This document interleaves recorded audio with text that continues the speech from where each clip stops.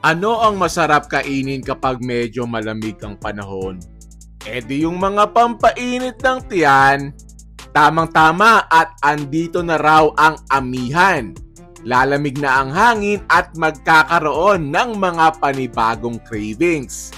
Sa video na to ay kakain tayo ng iba't ibang klase ng mga pagkain na masasabi mo na like a warm hug on a cold day ang datingan.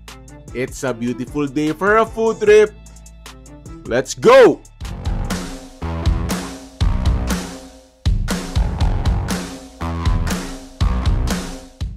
Samahan niyo ako magdiwang mga kababayan ko na mahilig sa pares dahil ang The Original Pares ay narinig na sa Santo Tomas, Batangas. Since 1989 pa, isa sa mga talagang legendary na pangalan sa pares sa Maynila ay narinig na sa atin. At kita niyo naman pag sa laki ng pwesto, yan, meron dining alfresco dining, tapos garde yung kainan sadya sa Maynila yung ganyan. Yung talagang nakaupo ka lang dyan sa may counter sa harap ng talagang parisan. Tapos yung sa Maynila na may nakapila sa likod mo na hinihintay kang matapos para sila yung makakain na. At meron pa sila din na air condition na pwesto. Yan, ari ang menu nila. Can't believe I'm holding a menu of The Original Pares din sa Batangas. Yan, syempre tayo ay magpapares beef. Yan sadya ang best seller ng mga iyan. Ang maganda din hindi ka na mape-pressure na kasi kakaunti ang kainan na tulad doon sa Maynila na may mga nakain ka pa, may nakapwesto na sa likod mo. Ay, sa dami ng pwesto nga rin, sa daming mesa. Mayroon pa doon sa loob na air condition pa. At napakaganda ng pwesto, ang dami ring parking. Dinilaang sa may Caltex na rin. Tapos yun pa ang view mo. Ayos. Ari yung original, ari yung kauna-unang pwesto ng The Original Pares Mami House noong 1989. Tapos yun, garnila ang kamura noon. 30 pesos lang. Tapos, ari ang nagsimula si Boss Manoy, Mang Erning, kasama ang dalawa niyang kaibigan. Tapos yung pala, kaya Pares Mami House ay dahil ang pangalan ay Pasis Restaurant. So from Pasis, res from restaurant.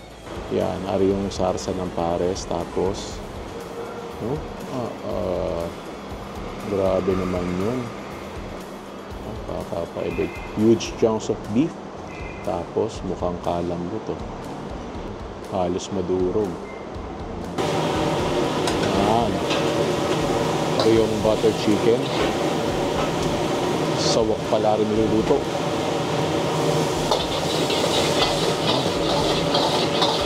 Apoy.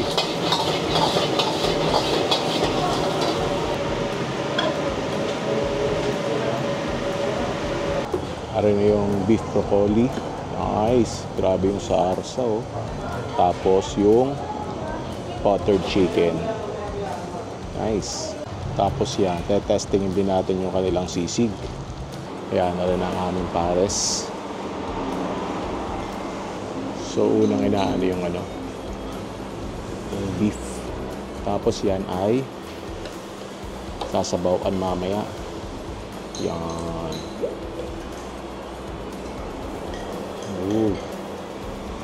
Yun yung sarsang iyon Tapos yan, syempre, kaya nga beef pares, may kapares yan na kanin. Fried rice yan. Tapos, lalagyan din ng garlic fried rice yan. Yun. Tapos yan, may sabaw pa yan kasama. Ayan na, di natin sisimulan ang ating pampainit ng tiyan episode. Tayo ay magpapares din sa The Original Pares. Ko ay hindi na kailangan dumayo ng Maynila para matimusan. Aring pares na rin. Basta best pares ang usapan ay sadyang ari kasama sa listahan. Kita nyo, huge chunks of beef. May mga litid. Pero pag kita nyo gayon.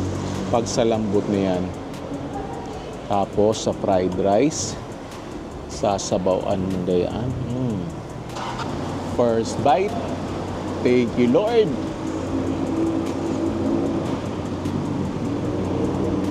Masarap naman yung mga kanto pares, mga pares overload, pero talagang hahanap-hanapin mo tong sarap ng ano eh. Yung original pares, yung manamis-namis, mastar anise, tapos garning malapot, tapos kita nyo naman yan, mahangin, gumiginaw na. Ay, ang sarap humigop ng kasama niyang sabaw. Tapos timusan na natin yung mga kasama niya. Ito, butter chicken.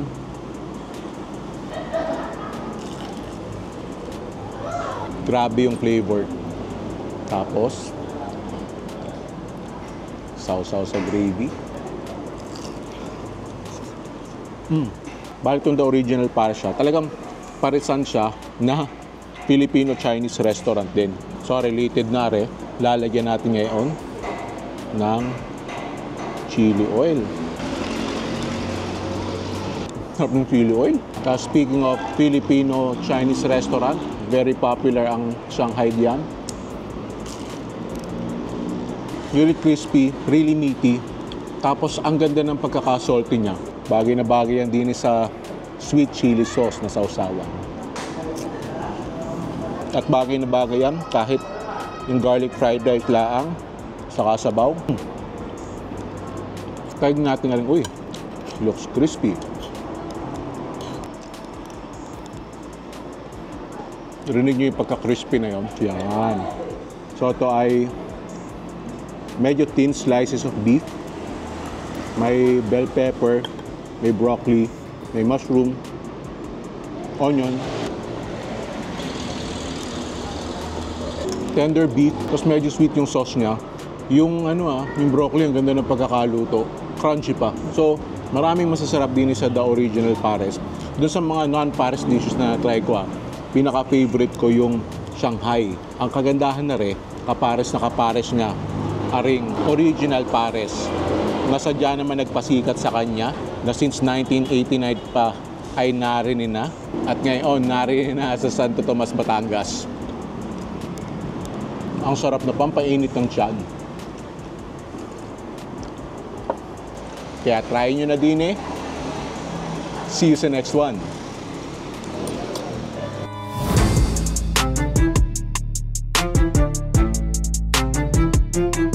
Ngayon sa Batangas, hindi na lang goto o lomi ang pampainit sa tiyan. Meron na rin unlimited hot pot din eh. Sa Grove Park Commercial Center sa Malbar, are yung same building kung nasaan ang Romantic Baboy, Mouse Soul, saka Bad Cat. Ang tagal hinintay ng mga taga Batangas na magkameron ng unlimited hot pot din eh. Ngayon, meron na. Yan. Kaka-open pa lang nila, kaya isa kami sa mga naunang dumating. Yan, malaki yung kainan nila din eh. Maya-maya are, magdadatingan ng mga tao. Merong mga VIP room dahil birthday ni Aisha. Yes, din kami magsi-celebrate ng birthday niya. Doon kami sa VIP room. Yan, umorder kami ng pork siomai, tapos yung mantu. Sarap niyan. Thin pork belly, thin US beef, shrimp swahe, fish fillet, tapos leeks, sliced chicken, Taiwan sausage, duck blood, saka shiitake mushroom. Pili tayo ng meatballs, beef ball siguro. At magkano ga unlimited nila? 699 pesos laang per head. Yan ang mga pagpipilian nyo. Iba't ibang soup. Sulit na sulit yan. Tapos syempre, kanya-kanyang gawa rin ng sauce. Gagawa tayo ng ating sauce. Ang paborito kong sauce din ay aring TikTok famous hot pot sauce. Bale, 2 kutsara daw ng sesame sauce. 2 kutsara ng soy sauce. Tapos 1 kutsara ng garlic. 1 kutsara ng sesame seeds. Tapos 1 kutsara ng one soy. Tapos satay paste. 1 kutsara. Spring onion. Tapos konting sugar, konti lang. Lagyan natin ng chili. Spicy naman yung isang sauce natin, kaya konti lang ilalagay natin. Lagyan na rin natin ng konting pepper. Ari yung spicy sauce, tapos ari yung mushroom sauce. Yan. Parang yin-yang. Hihintayin lang yan na sumula. So, naka-order na tayo nakagawa na tayo ng sauce. Are nasunod natin gagawin, cook, dip, and eat. Ayan, dumating na rin yung beef ball. Are yung siomay, napakasarap ng siomay din eh, promise. May laban yun sa mga Chinese restaurant, may duck blood. Are yung leeks, mantu, cheese balls, shiitake mushroom.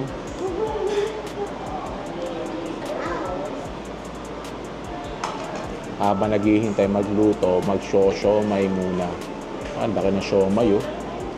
Nice. First bite. Thank you, Lord. Napakasarap ng siomay din, eh. Kahit arilahang orderin mo, panalo na. Tapos ang masarap dyan, lalagyan mo ng soup. Yan, i-absorb nyan. Ang soupy goodness. Yan. Tapos syempre mga hot pot, siguro mga 90% ng sarap ng overall experience mo ay nasa soup. At napakasarap ng mga soup din. Habang naghihintay, haluin na natin na rin ating sarsa. Mabilis lang naman maluto ang mga re. Tapos may guide sila ng cooking, yung cooking guide nila dito kung ilang minutes lulutuin yung bawat meat na kinuha mo. Oh, nagdadatingan na mga karne. Ayos na. Tayo natin. Tayo na mga karne. Yan, dumating na ibang protina. Lalagay na ni birthday girl.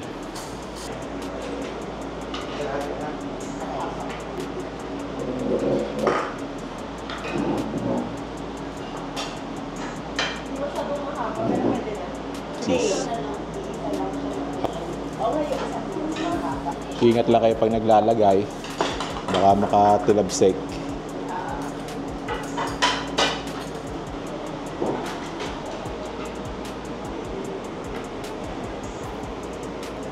Alin naman beef, mabilis lang yan. Tayo mga pork. Tapos, nasa ba yung duck blood ko? Duck blood. Shiitake. Aring spicy ang ano natin. Beef and mushroom. Sasaw-saw.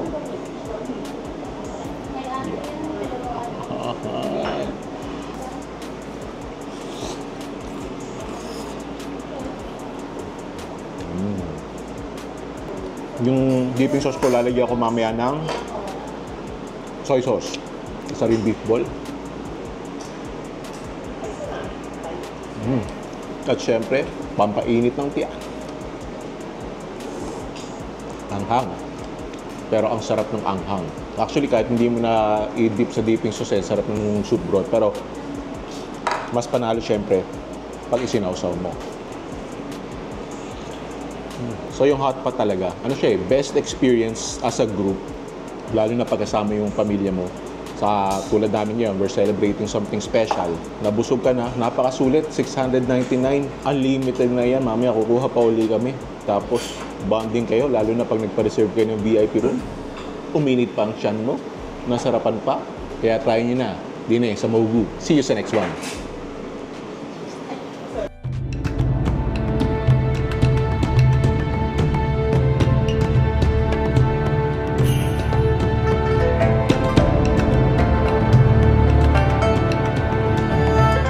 Yan, narin na tayo sa pinakabagong pwesto ng ramen ko. Biruin mo, nagsimula are ng nasa garahe laang, tapos nagka mas malaking pwesto, tapos nag-open ng mas magandang pwesto sa Malbar. At ngayon, narin na sa Batangas City. Yan, ang ganda ng pwesto nila din, oh. Ang laki, oh. Parang yung talaga mga mamahalin na, na Japanese restaurant. Yung medyo zen, na medyo modern, tapos lots of natural light. Tapos, malamig naman yung aircon. Isa sa mga rason kung bakit rin nag-trending sa at talagang sumikat ng inam, ay, tingnan nyo, kamura ng mga ramen nila, ay 289 pesos laang. Meron ka ng original na tonkotsu ramen. Pero ako naman din, laging si Red Ramen. Tapos yan, may sushi boat din sila. Tingnan natin kung tayo magsusushi boat. Pero yan, kasi kita nyo, marami kasi sila mga choices ng mga sushi eh.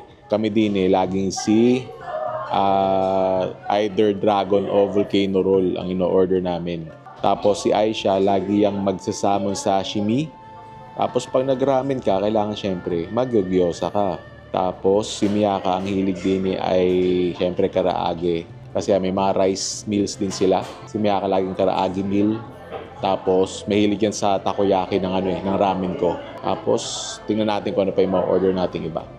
Tapos yung broth nila na yan 20 plus hours na pinapakuluan. Yan o, kita nyo. Creamy.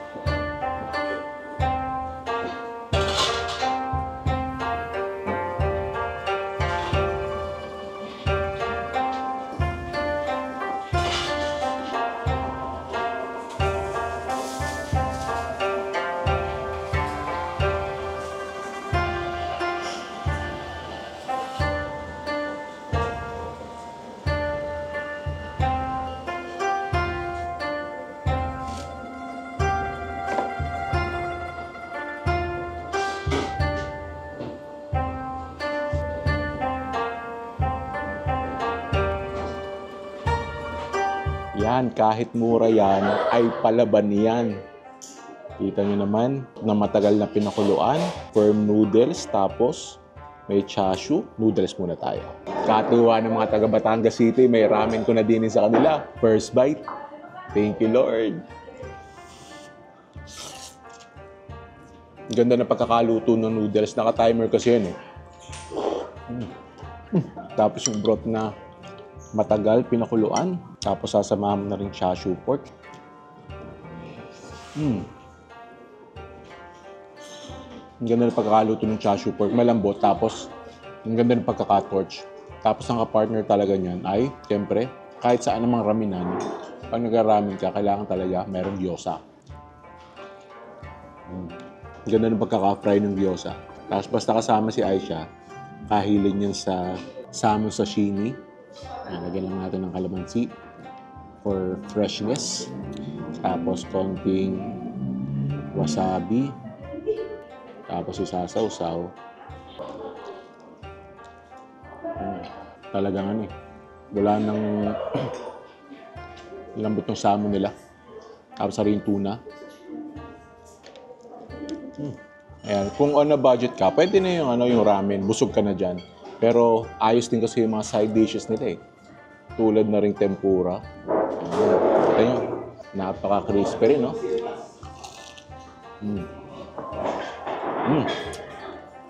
At laging bagong luto. Hindi na kami nag-sushi boat kasi ari naman talaga ang paborito namin dyan. Aring volcano roll. Are or dragon roll, panalo yan. Kung ayaw mo naman mag-ramen, sulit din ang mga rice meal nila. Yan. Ako dito eh, pag rice meal, alternate ng katsudon, sare, katsu curry. Pag mag-ramen kayo, tapos sasamahan nyo lang nito, ay mas masarap yung tonkatsu or katsudon. Kasi ito, rich yung ano niya eh, yung curry sauce niya. Pero as a standalone dish, panalo to. So nakakatuwa na na-witness talaga namin yung growth nitong ramen ko. From a ramen restaurant sa garahe ng may-ari, tapos lumaki ang pwesto sa Tambo, tapos nagkaroon ng mas magandang pwesto sa Malvar. Tapos ngayon nasa Batangas City na. Talagang may demand yung yung mas murang ramen na masarap din naman, authentic din naman, at di mo yan matitimusan sa ramen ko. Sabi sa inyo, paborito ni Miyaka rin takoyaki. Muntik na akong maubusan.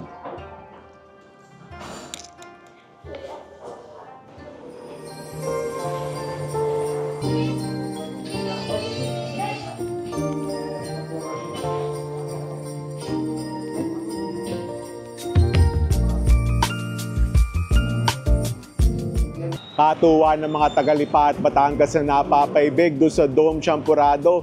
Kalayo naman sa Antipolo at pipila ng 5 oras. Ngayon, nag-offer na rin ang Bet Oven ng Dome Champurrado, yung take nila sa Dome Champurrado. Siyempre, narinig ako.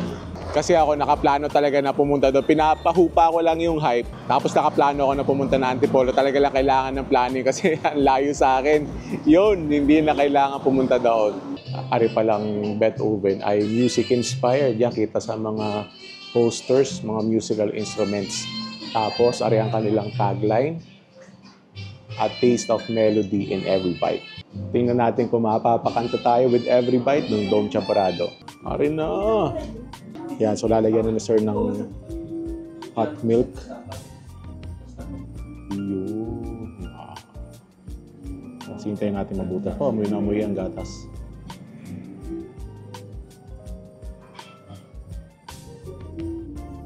Oh, bangis. Gara. Yan, so na-reveal na yung champurrado sa loob.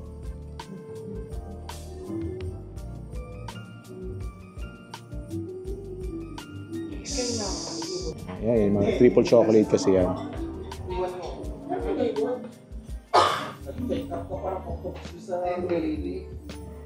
Yan, ang advice, haluin daw ng haluin. Yun, may mga chocolate talaga, oh. Kasi pag puro milk lang, hindi nga naman appetizing tingnan. Ang maganda, haluin ng todo. Para yung pagka-triple chocolate niya, ay, yun, kasi kita mo yung chocolate talaga, oh. Kailangan haluin ng haluin para hindi naman puro gatas. Tapos yan, meron danggit yan. Siyempre, classic na kaulam yan. Tapos ari daw ay good for 2 to 3. Yan, I think halong-halo na siya. So, lagay natin sa ano. Try muna natin yung champurrado without the danggit. First bite. Thank you, Lord. Think of it as really good champurrado. Milky siya, pero kasi nung una concerned ako na baka puro gatos ang malasahan ko. Actually, ang malalasahan mo na dito yung dark chocolate niya. A little bitter, may sweetness pa rin. Wow. Ang kulang din danggit. Yan. This is comfort food right here. Ang i-expect mo na chocolate flavors dito, dark chocolate ha. Pero don't worry, hindi naman siya yung parang kakao na mapait. Really good. Tama-tama, lagi nag-uulan. Again, this is comfort food right here. Yan, subukan din ni Mrs. Nakita niya kasi may danggit eh. Kahilig niya sa danggit. Naamoy ko na nga. Ano sinabi ko na hindi sobrang magatas. Hindi magatas yung Hindi flavor. magatas na, Kasi kaya ayaw niya nung una. Kasi kita niya na talagang binubuhusan ng gatas. Pero kung mahilig talaga kayo sa gatas yan, meron pang powdered milk, pwede niyo idagdag. Pero di ba, dark chocolate to dark chocolate yung lasa niyo. Yun yung mga gusto ko na champurrado eh. Para sa last stop sa ating pampainit ng tiyan episode, din tayo sa Lanson Snack House. RA popular sa mga Chinese dahil sa kanilang beef noodles. Saka meron silang isang dish na hindi ko pa natitimusan. Napanood ko kay Mike Dizon. Ako na may napaibig. Order ako nito peanut butter dumplings. Saka sa mga noodles nyo, ano yung best seller nyo? Itong braised beef brisket noodles. Yan ang napili ni Aisha. Isa pang pampainit ng tiyan, shrimp porridge.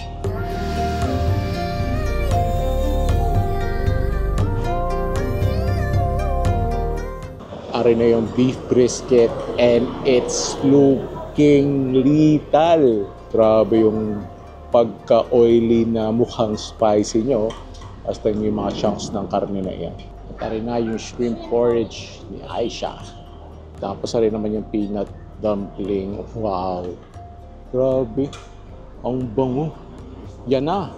Those noodles. Yan. First bite. Thank you, Lord. Wow. Yung noodles niya, Tama-tama lang yung pagka-firm ha. Tapos medyo nalasahan ko na yung broth niya at may anghang nga. Wow. Really beefy yung flavor.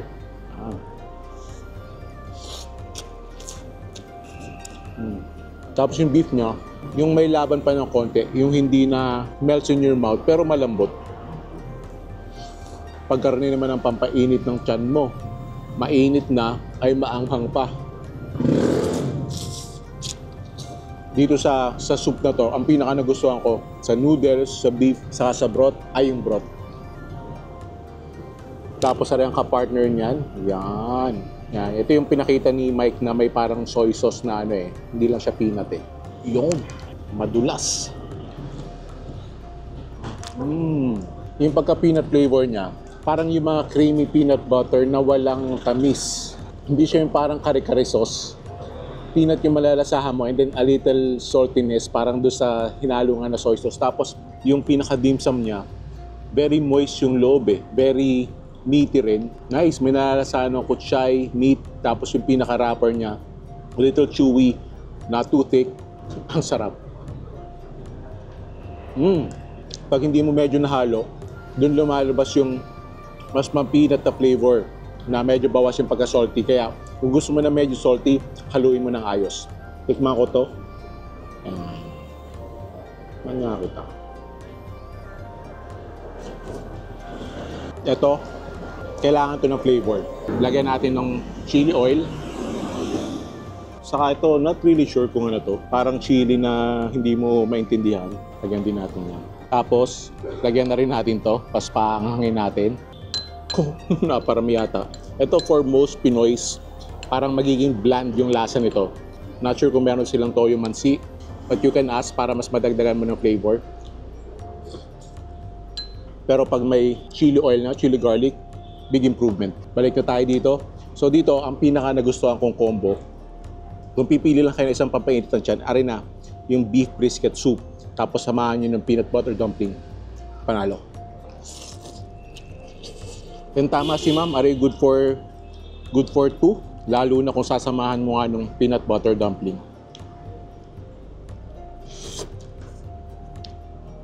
Hindi pa dito natatapos ang ating food trip natin. Kung nabitin kayo sa ating pampainit ng tiyan food trip, meron naman tayong pampalamig na food trip. Click nyo dito. Dito tayo makita-kita next sa food trip. And of course, huwag kakalimutan mag-subscribe. Click on the subscribe button and notification bell para kita-kita tayo sa mga future food trips. Thank you for watching.